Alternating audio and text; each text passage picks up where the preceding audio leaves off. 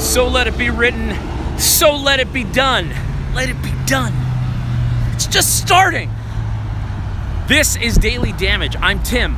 I'm half of Tabletop Terrors, and this is a live stream. It's a vlog. It's conversational. If this is your first time here, at Tabletop Terrors, we're all about helping you be more creative. We think that that is one of the paths for people to be more happy. And we use D&D to help people be more creative. And so this is a live stream. If you don't like stream of consciousness vlog style videos, you'll hate this, and I recommend you try some of our other videos. Most of them are still very rambly and long, but I will also engage. This is a chat. This is a live stream, so I'll try to read comments. I'll try to make sure that you're aware what I'm saying, what I'm responding to, especially if you're watching this back and don't have the ability to see the comments. So let's check the chat. Let's see what's going on. Actually, first, I just have to say, this is Dennis from Dennis and the Menaces. And we're here to tell you that weebles wobble and they don't fall down, not even on Matt Click's birthday. Happy birthday, Matt Click. Happy birthday, Matt Click. You run a game that's sick. What? Happy birthday, Matt Click. Breakdown. Happy birthday. I'll eat your brains out and take a pun. All right.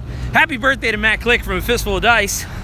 That is just it's a cool day to celebrate.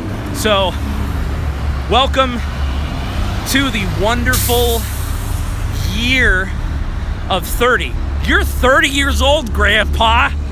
Hey, Grandpa, why don't you run me a D&D? You're so old that your D&D books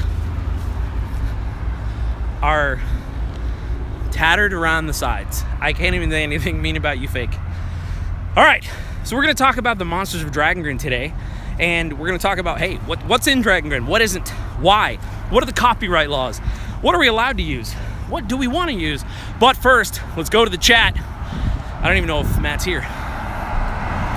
Extreme Vlog. Hi, what's going on? Dude, Extreme Vlog. I love you. Your name is in all caps. That's extreme. David Weaver. Yo, yo, yo. What's up, David Weaver? Hey, Matt is here. It's a feast full of dice. Yisa Fanucci. The Giggleberries. Greetings, everyone. What you looking at says salutations. No pressure, but I'd like some sort of a rhyme. What you looking at? Red Quaz, just in time. Hey, Red Quaz. I don't know if I've ever seen you in the chat before. If I have, and I'm forgetting, I'm sorry. If not, welcome. David Weaver says, hey man, about halfkin. Remember, no one likes reverse centaur. That's a really good point. Jose Soto's here. He says, hey guys. Oh, Matt says this is the best. Thanks, man. You're welcome, dude. Happy birthday. I hope your birthday is a special day. DBJ is here. What's up? So, everyone has homework now because DBJ is here. DBJ writes some incredible books for Critical Hit Publishing. He writes about environs, which is just a fancy man's word for what us plebeians call environments. But you need this in your games, and we talk about this all the time in these streams. All these environmental hazards you want, he has written them in a book, and you can get them on DriveThruRPG. Go to Critical Hit Publishing and check out the cinematic environs. I recommend all of them. Really good price, and you can get them PDF or print. Let's see here. All right, Mason Zilla says, unleash the monsters. Coming up with some fairy tale style monsters for Sunday. Killer. So, let's talk a little bit. I have notes because I wanted to make sure that I wasn't too rambly and didn't forget some of the hot mamba. You know what I mean? You don't want to forget your good stuff. You don't want to forget your sleeve stack Beetlejuice. All right. So, there are certain monsters that will exist in Dragongrin, and there are certain monsters that won't. I want to make sure that it's clear from the beginning. We don't want to make it unnecessarily hard for game masters and players. So we don't want to add strange names to everything for the sole purpose of ramping it up and making it more Dragongrin, you know? The saying goes, and this is killer world building advice, if it looks like a rabbit and it acts like a rabbit, just call it a rabbit. And so in Dragongrin, where possible, we're gonna do just that. So we're trying to strike a balance here. Now, however, Wizards of the Coast, Grandpa Watsy, you know, they, and rightly so, I'm not hurt about this, I think this is actually smart. They have certain monsters that they have copyrighted that we would absolutely not be able to use in Dragongrin. If you're familiar with the open gaming license and the system reference document, these are basically 2 legal documents that give you the liberty to make certain kinds of add-ons that are official to D&D. The point of that is there's a list of copyrighted proper nouns and creatures, as well as locations and deities they own, they came up with, and they feel that if they're used in your book, it's unfair because it's lending a credibility that they feel like they've earned. And I agree with them. So we're going to talk about, well, what does that mean? Could we do without these monsters? Sure. But some of them hold such a special place regarding the feel of D&D. It's it's just more iconic. Something flew into my mouth.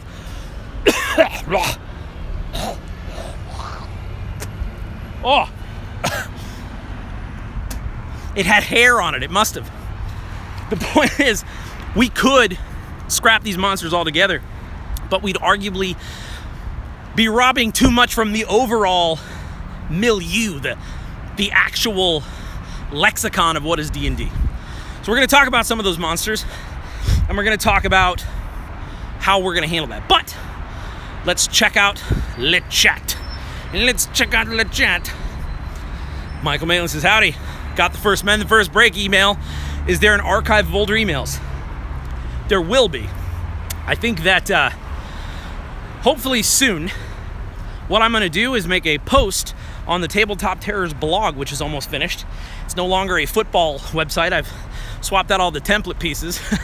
Before, I mean, it was like a sports agent would go there and mistakenly try to hire us. But I'm going to make a post for each one with the ability to subscribe from there. Now, one of the benefits of subscribing to our weekly e-newsletter, which is in the description of this video, if you do subscribe, you get it mailed to you that week. Everyone else has to wait until the following week for us to post it. Or as the case is now, for us to post it at all, period. So right now, the only place that Mend the First Break exists is in your inbox. Let's see here. Rob says, watch out, Tim. The random encounter percentile chance increased by 20%.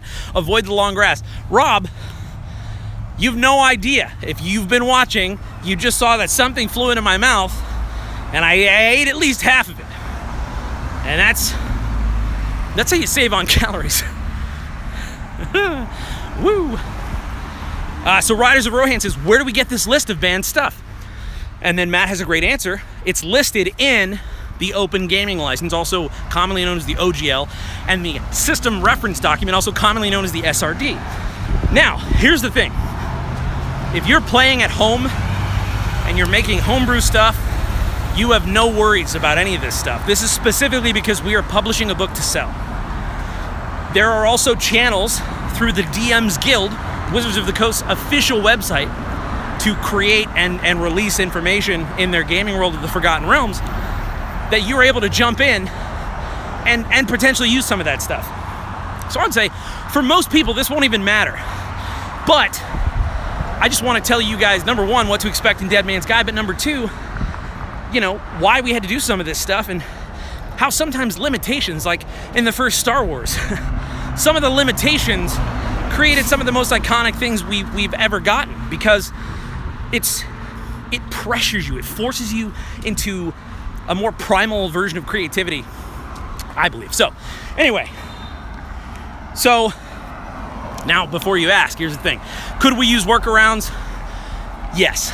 Like, for instance, could we do what Pathfinder does and call our beholders eye stalk Johnny bombs or whatever they call it? Yeah.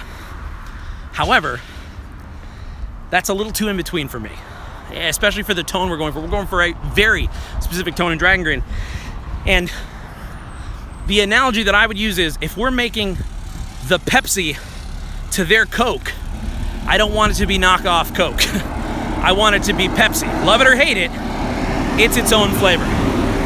And so that's our jam here, is we're trying to create our own flavor, our own Pepsi, rather than just bootleg Coke. So, let's own some new flavors. Let's talk about the first one. Iconic D&D monster number 1 that we're not able to use is the Beholder. The Beholder is very, very iconic, and you are not allowed to use a Beholder in Dungeons & Dragons. Now, as I mentioned, you can use an eye stalk monster or a Chim Cham Pun Pun, but to me that feels like a bald spot in the lore. We got enough of those. So, of bald spots. So, here's what we have. All right. In Dragongrin, our Beholder analog are mouths, not eyes. They're called Death Maws. They're flying, spherical beings covered in razor-fanged mouths. They use breath weapons instead of eye rays. They have blind sense and maybe even like true sight of 60 feet. Probably no eye stalks, but like one huge mouth in the middle. But they're like more like cacodemons from Doom, but still just as smart and shrewd. So if you're in Dragongrin, you're like, hey, I want to drop a Beholder in here, you can, and that's fine, and that's your Dragongrin. But canonically, we're gonna have the Death Maw, because how fun is that gonna be to commission the art for, period. So, that is iconic monster number 1. The Death Maw replaces the Beholder in the Dragongrin lore. Let's check the chat. Hey, Fahad says, what's up, Tim? Happy birthday, a fistful of dice. Fahad says, Tim, did you get my present in your email? You know what? I did. Thank you very much. Rob says, oh, I saw it, Tim. It was a triumph. Oh, and Matt statted it out. I stalk Johnny Bomb CR30. Chin Chan Pun Pun says Joey Mercado. Hey, Joey, what's going on? Dude, yes, I got the Matt Click seal of approval. He says Death Maw is metal AF. Death Maw, new band name, I call it. Huzzah! Oh, Keanu, what's up, man? He says, what's up, Timmy? What is up, Keanu? I don't think I've seen you in these chats before. Welcome to the Tabtarian family. You are now part of the Daily Famage. Boy, I butchered that. Okay, so iconic D&D monster we're not able to use, number 2. Giggle, giggle, I said number 2. Warmaker777, what's up? Chat's going bananas. So, iconic monster number 2 we're not allowed to use, and I talked about this in a stream the other day. Mind Flayers. Illithids, Handsomes. I and we as Absolute Tabletop can't use that. But what's a D&D world without Mind Flayers? It's hard to imagine, right? So, in Dragongrin, our Mind Flayer analog is called a Thought Slayer or a Thought Weaver. And that's specifically because they're arachnid in their ilk. They're still very humanoid. I'm imagining like mandibles. So really, imagine your classic Wayne Andrew Reynolds drawn Mind Flayer. Now replace the octopus Cthulhu face with arachnid mandibles, 8 eyes, and this sort of sprout of legs that comes out of the back. So they're not spiders, but they're arachnid folk. And so that is it. Now, their actual name is the Sarlith, S-A-R-L-I-T-H. So that is it. That's the Mind Flayers, and we talked about that. What I love is the Sarlith, or the Thought Slayers, right? That's our Pepsi to the Mind Flayer Coke. They essentially, I don't think they like what the Dismembered Lord is doing because it warps their ability to do what they're doing.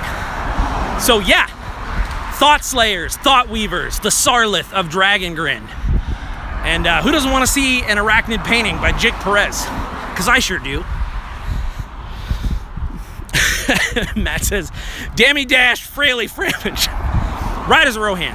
I'd buy tickets to that concert, though, but I doubt I'd make it out alive. It's true. Keanu says, never been. Came here because of your how to play videos. I love your content so much, though. Dude, thank you. Thank you, thank you. Corvus 5200, squid-faced brain eaters. Listen, that is a mind flayer all day. Ooh. Matt says, ugh, that's almost more terrifying, you sick boy, BOI. And that's what I'm going for. Dragongrin's a little more brutal, so I want these iconic monsters to have a different flavor. So that if you did drop a mind flayer in there, it would be more like, oh wow, I have mind flayers in my Dragongrin. They're at odds with the Sarlith. That's cool, I think. Thank you all for hanging out. It's been really fun so far. So, iconic D&D monster. We weren't able to use number 3. Now, this one, it's not really. See, technically, we could and are able to use them. How's it going? But we chose not to. So, it's the Tarrasque. There are no Tarrasques in Dragongrin? Now, here's the thing. Ask yourself a question. Stop. Collaborate and listen. Tim is back with a brand new invention. It's derivative, but it's brand new. There are, I don't know, it just doesn't seem like the Tarrasque fits in Dragongrin. It seems like the Tarrasque would wake up and be like, where am I? This don't look like the Forgotten Realms. Mary, where? You know, that kind of thing. Where's my pants? I can't find my Tarrasque loafers. So in Dragongrin, we have this thing known as the Endless Death. It's this creature of the bleak that lives inside the bleak, known as the Kawar. Now, I loved this sort of Gaelic name, and I couldn't get off it. I tried making an edgier, cooler name, but there's something about the name, C-A-W-R, pronounced Kawar, that just, I don't know, it hits this weird sideways itch that I didn't know that I had. But this thing is essentially the Tarrasque. It typically slumbers in the bleak. It wakes up, devours everything in its path. It's a Tarrasque, but from the bleak. Just think of it that way. The Kawar. And again, what does this create? Well, it creates baller metal stuff so that it's like Kawar versus Tarrasque. That's cooler to me. Coke versus Pepsi. Now, of course, as we said multiple times, you can use the Tarrasque in your Dragongrin, and that's fine. We want to give you thematic options that make sense. The Tarrasque is technically allowed. We can use that legally because of its history. So we could use that, but it's so associated with the Forgotten Realms and it's got so much good baggage that it's difficult, I think, as a one-to-one conversion. It's just kind of binary to me. I'm like, nah, let's Kawar. Kawar. All right, checking the chat. Whoa! Mini terrain domain. Jake is here. Do Sarlith burp web. Sure. That's what you're looking at. Heavenly Hit Points. Did you see my idea email? I asked earlier, but you seem to have missed it. Maybe. My email is jam-packed right now. I will check it more tonight. It's been a busy week as we prep for the Kickstarter, so. But don't forget, I just did one of your ideas too, so if there are other ideas in the pipeline, that might be why I haven't gotten to it yet. Warmaker777. Thought Weavers don't like Dismembered Lord. Enemy of my enemy? Exactly. Like maybe they, but I think they're so above, they look at humans as cattle. I don't believe that they would work with humans, because why would I work with a sheep to help slay a wolf, right? Mini Terrain Domain says, Dragongrin is like the Underdark turned inside out and exposed to the surface. That is a really good compliment. Right as a Rohan, feels like a Witcher world, darker with some classic twists on creatures. Man, that is a great compliment, and yes, that's what we're going for. Very, very similar. Psychic Venom for the Sarlith. Woo, that's Masonzilla. Buddy, that's a sick idea. Oh man, just sort of put their big old like mandibles in your neck, make you see things, dream things. You're in this like psychotropic haze. I mean, that could be an ability for the stat block, where essentially you're just, you're gone, man. Michael Maitland says, idea for my own world setting or servicing again. Advice on moving forward, open Google Doc and start spewing. Yes, that's the advice. Dragongrin took 3 years of open Google Doc and start spewing. And don't make it try to make sense. Just put the ideas in there.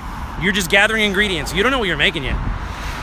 Even now, like yesterday, we're coming up with stuff. Yesterday, this is 3 years ago, we have a book to make. We're coming up with new things, cutting things. The process doesn't end, but you're just beginning. So yes, that's the answer. Just start spewing stuff into a Google Doc, period. Try to label it well, like all caps. Cool dwarf idea. Line, line, line, boom. Next thing. Awesome spell idea, line, line, line. There's no rhyme or reason to this. This is the idea net, just throw stuff in there. Because, truthfully, for me anyway, the hard part isn't sitting down and writing. The hard part is having a good idea, a great idea.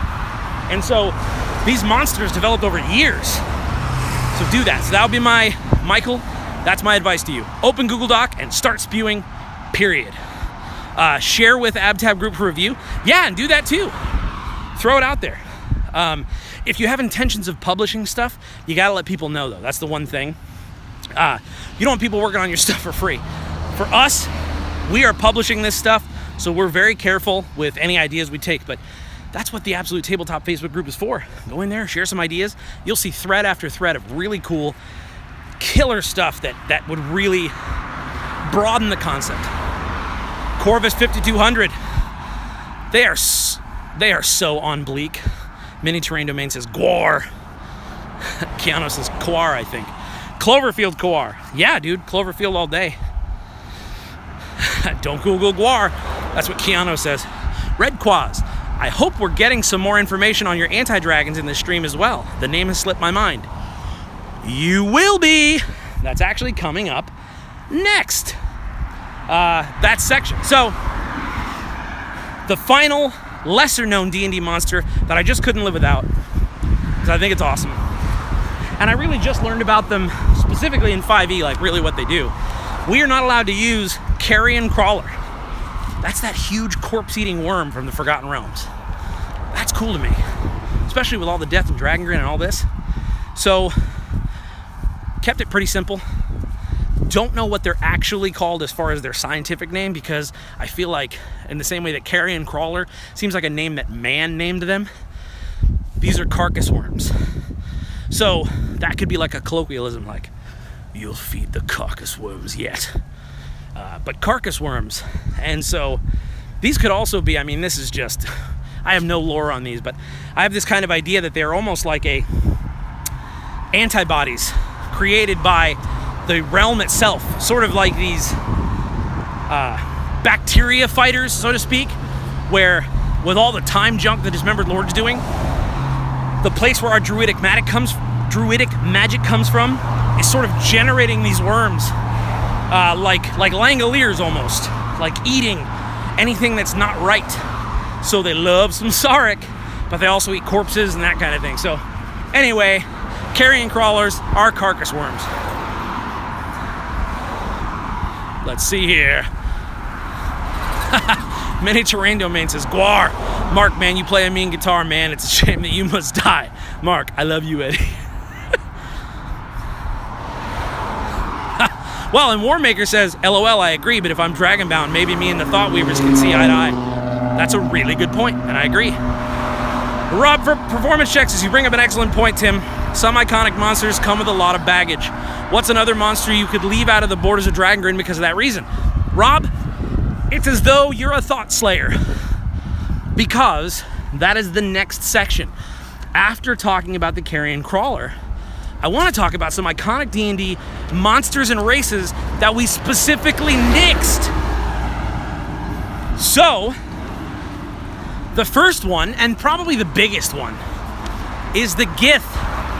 If you don't know who the Gith Yankee are, or the Gith Zari, they're essentially the planescape traipsing humanoids, and they don't exist. Not at least canonically in Dragongrin Prime. Because Dragongrin is in that sort of bubble of chronology, I just don't think they can get in there. Maybe they exist in your Dragongrin, but they just don't fit tonally. Another one, now this is gonna sound strange, so don't don't take what I'm saying out of context. There aren't a ton. There still are some. There's plenty. But there aren't a ton of giants. So they exist, but it's not like in the Forgotten Realms where they have these huge cities and these kingdoms and they're everywhere. There's a remnant of giants in Dragongrin, but you would be much more likely to see a Sarek, a Tomeheart, anything like that before you'd ever see a Goliath. But they're around if you want them to be, that kind of thing. So Rob, those are the two main ones. There are giants, but not a ton. There also are no Gith, and that's just kind of a tonal flavor choice. Let's see here, let's see. What you're looking at says there's an IdeaNet channel on the official Absolute Tabletop Discord. And then he posted the link. That's our Discord. That's our official publishing company's Discord. Hop in there, throw cool ideas around, help each other out. Riders of Rohan says, will Dragongrin ever be a source others can use? Like, I could build a campaign meant for the world and sell it. I don't know. Maybe? I don't know. That's really not something I can answer because we don't even sell it yet.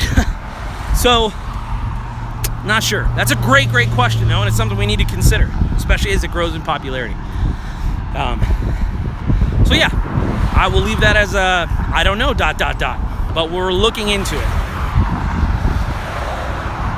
C.A. Hollenbach! Hi everyone, what's going on? What you're looking at says OFC. They set it up and run it, anyone can join. Oh yeah, you can totally join the Discord. C.A. Hollenbach says, what does it take to get stuff from basic to pro PDF on drive-thru or DM's Guild? Just give me a quick 1, 2, 3. I don't know what you're talking about. Is there, like, you saying like to making your own PDFs to doing it full time? So what do you mean from basic to pro? Also, that's probably not a quick 1, 2, 3 because it's taken us 3 years and we're still not doing it full time. But let me know exactly what you mean and I can try to answer that better. Warmaker says, out of curiosity, you may have mentioned it and I just missed it, but are Typhons still a thing? And have there been any major changes? Haha! So yes, let's talk about the Typhons. So here are monster editions, not just swap outs. These are new monsters. These are monsters that are brand new, specific to Dragongrin. So I'm gonna name off a couple. The first one, Nults, G-N-U-L-T-S. That's plural, so a Nult, G-N-U-L-T, is a kobold or goblin-sized gnoll. I love gnolls. I'm a dog guy. Love their whole lore, love all that stuff. And I just didn't like that there was no smaller size, like dragons have kobolds, the sort of, you know, goblinoids, that whole side of the family, like orcish and all that. They have goblins. I thought, no, we need a smaller gnoll creature. So Nults are that. Then there's Gungalins. A Gungalin, G-U-N-G-A-L-I-N, is a huge, brutish goblin, probably about the size of a troll. And so, I don't know, I just loved that idea. Same processes as a goblin, same thoughts, same behaviors, just enormous. So yeah. And then finally, there are Typhons. This came when I was driving to work one day and I thought, what is the opposite of a dragon? So I threw it out there. I put it on the Facebook group. I think this was even before the Absolute Tabletop Facebook group existed, but I said, what's the opposite of a dragon? There were some decent answers. A knight, some said. Others said a unicorn. But no one could really come up with like, hey, what's the opposite? So we created the Typhons. The Typhons are the opposite of dragons. They're mammalian, like wolves, bears, that sort of thing. No bird wings, you edgy eagle boy. So these aren't just wolves with eagle wings, no. We want to do cooler stuff than that. So it would be like if the wolf actually had wings. Maybe they would be membranous like a bat, but more like furry, that kind of thing. So wolves, bears, they're mammalian, they're huge, and they are the natural predators to dragons, just as dragons are the natural predators to them. They're sort of fighting for that top slot of Apex Predator. And so instead of breath weapons, Typhons have eye beams. And so I thought that was really cool. So this huge red wolf creature the size of a dragon with wings shooting these bright yellow eye beams, I just thought that would be really cool. So no one knows exactly what happened to the Typhons, where they are, what they're doing, if they're dead, if they're gone. And more of that will be revealed over time, because honestly, we haven't quite figured it out. I think they have a place in the lore. I think that it's cool. It markedly makes it Dragongrin to me. But more to come on that. But that is the Typhons of Dragongrin. Let's go to the chat. All right. Mini Terrain Domain says, I ran a Dragongrin game with 2 fire giants. Copper Jackals had to take them out. They unleashed an ancient proto-Typhon. That sounds exactly like what giants would do in Dragongrin. Mason Zilla said, I forgot about the Typhons. They were one of my favorite things you mentioned in earlier videos.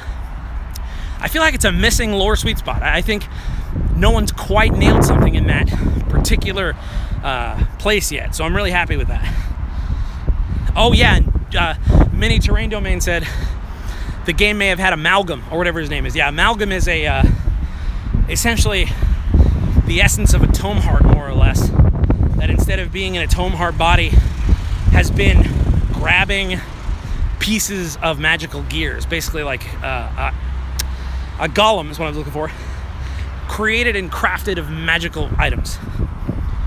What you're looking at says, if Sarlith are basically arachnid, illithid, how about an octopus-based Driders?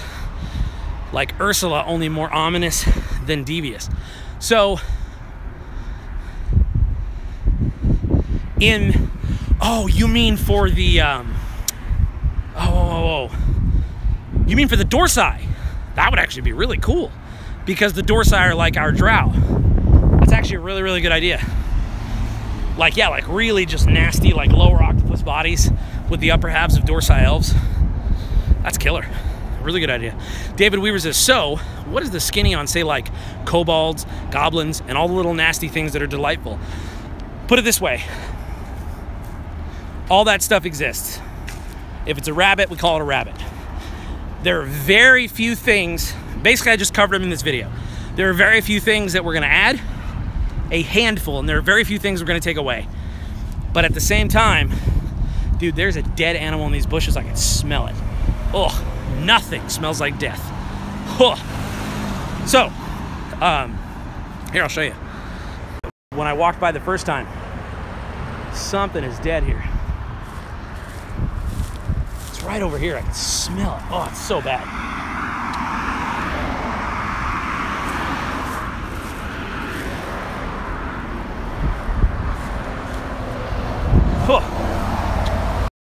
Anyway, yeah, I thought maybe if I could get a gander at it, but no, that's what a dead animal smells like.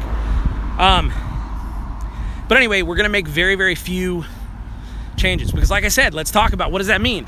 If it's a rabbit, it looks like a rabbit, it eats like a rabbit, it acts like a rabbit, call it a rabbit. In the same way, I do want to talk to that point. You can't call a hare a rabbit. Here's what I mean.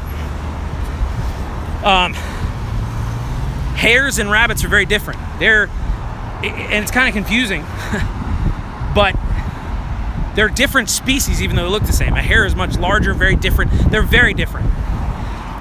That is what I would consider what we did to the races like the dark races, calling them Morden, and the halfkin, instead of it being a half-elf. I feel like we kind of just jumped some things from a rabbit to a hare because it needed it. Because it is very different. But if you put them side by side, most people say, oh, it's a couple of rabbits, right? So as far as anything in the monster manual, you can use it. Anything in your Dragongrin, you can use it. And we don't want it to be limiting. We want it to be inspirational. So this isn't to limit you.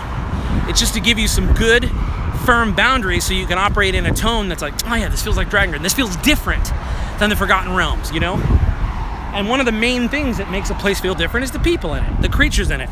And that's something that we're kind of pushing toward. Anyway, let's check the chat. Got a little more time.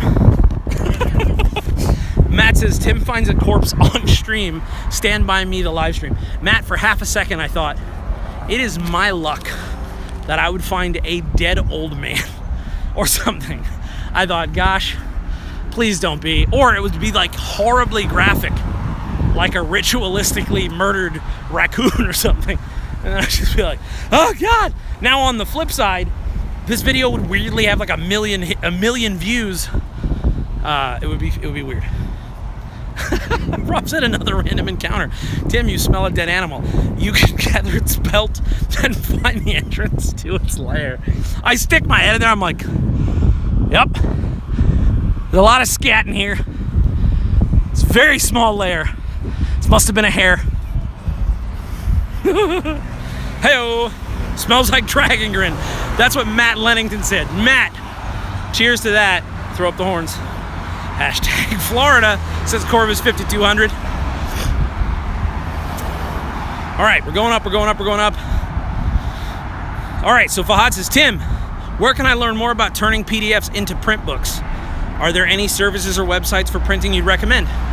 Yeah, so DriveThruRPG actually has a really good downloadable PDF that gives you the guidelines. Now you're gonna need a piece of software. There's a free version that I can't remember what it's called, but we use Adobe InDesign. So there is a free alternative with a lot of good tutorials. But if you go to DriveThruRPG, if you have an account and you sign in, you go in, and essentially what they'll allow you to do is download the specs. And from there, you can just, you line up this ruler to this, you line up this to this, that kind of thing. But that would be my thought. That's how we started. Honestly, we were making PDFs because we didn't know how to make books, and slowly over time, it's all about margins and color and all this stuff, but it's all laid out in that PDF, which is super, super helpful. So that would be my recommendation. Fahad says, InDesign is my jam. Well then, go to DriveThru and you'll be butter. Scrolling up.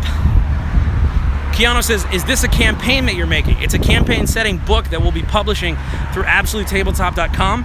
It's going to be called A Dead Man's Guide to Dragongrin that we're going to be kickstarting very likely in March. Michael says, make a con roll before tasting. All right. Mini Terrain Domain says, does that make Tim Jerry O'Connell? Matt is Will Wheaton. Barker is River Phoenix. So where does that leave James? Huh, Jake? Is he the body? Where's my baby James? Hey, taking 20s here. He says, yay, I made it. What's going on, man? Oh, you got me. James is Kiefer. Yep, you know. Thanks for answering my question, says Fahad. Of course, man. Let's see here. Taking 20 says, Adobe makes me so mad sometimes. Must learn it and use it. But nothing is easy to learn / intuitive. I could not agree more.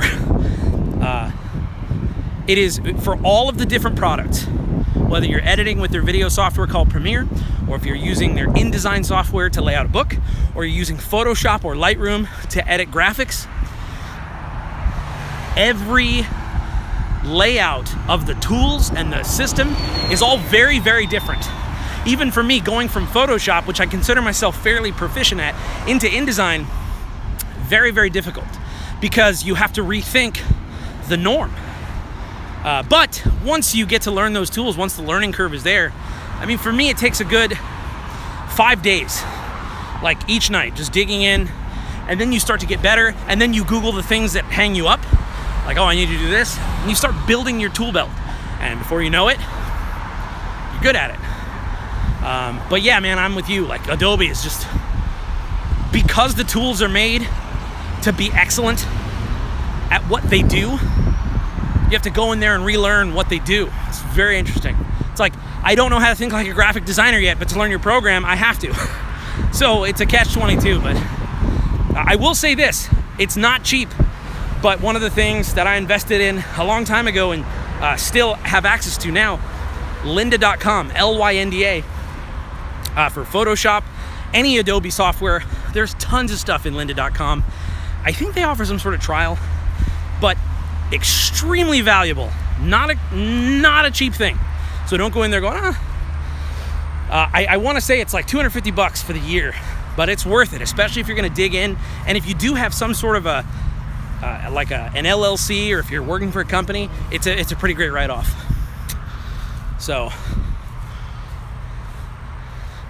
oh, here goes the hotness. Listen here. Cody has an incredible tip. Listen up. All the Adobe products can be picked up, all of them, for just $20 a month with a .edu email address, guys. Meaning, if you have an email address linked to a school, you're able to get the Adobe products for $20 a month. That is a sick deal, because I use InDesign for work. This is very recent development. I use InDesign for work, and we pay $20 a month just for InDesign. 22, I think, 19 or 22. But that is a really good tip, man. Thank you, Cody. Matt says that James is Richard Dreyfuss somehow. I told you I shouldn't have worn a Stand By Me mask. Josh Hull says James is very Dreyfuss-esque. My man Warmaker, LOL. Even when it came from switching from Adobe Premiere CS6 to CC, I had to wrap my head around many of the changes. Very true. C.A. Hollenbach's terrible thing is I went to school for graphic design, but it was 10 plus years ago and never used it. Now it's completely different. Not as different as you'd think. I have an archaic version of Photoshop on my work computer. I mean, like, this Photoshop was actually part of the French-American War. It's got a scar on a medal. And while it can't do everything, the bones are there. So I'd say, even from Photoshop 6 or 7, you can still do your basic stuff. You can still cut out images, you can change colors, you can layer stuff, make PNGs. It's not awesome, but I think you'd surprise yourself at how much of the kind of foundational stuff, that scaffolding, we'll call it, kind of stays in place. But anyway, that's the Monsters of Dragongrin. Hope you guys had a blast. We'll do this again one more time this week. If you loved this, if you hated it, comment below. If you had a good time and you want to get any sort of a notification when I go live, be sure to subscribe and hit that bell, and then when I go live on these walks, it'll notify you. But we got one more comment, because I cannot not see a comment and not answer it. No, it's a quintuple negative. Mini Terrain Domain says, I work in publishing and have access to all Adobe CC products. Ironically, my day job is not graphic design, but metadata and ebooks. See, it's one of those things where I'm really glad that Adobe did go to a monthly sort of platform, because now more people have access. Before, the barrier of entry was huge. It was like you either pirated it or you paid 800 bucks or more. Josh Hull says, Photoshop bones, Photoshop grin. Gotta run, lots of love. See you, Cody. Riders Rohan says, sounds like your Photoshop was made in Dragongrin times. It was, the Dismembered Lord. It's the Dismembered Lightroom. Helped to get me on board for the Kickstarter. Awesome, Corvus. We'll keep you posted. We think that the Kickstarter is going to be a lot of fun, and we want you to be a part of it for sure. And what you're looking at says, I'll find out at midnight if I work tomorrow. Government shutdown. Ooh, sorry to hear that. Anyway, guys, love you. May you mend the first break. May you kill the first snake. And may you conquer everything you undertake. And until next time, happy birthday, Matt. Sláinte.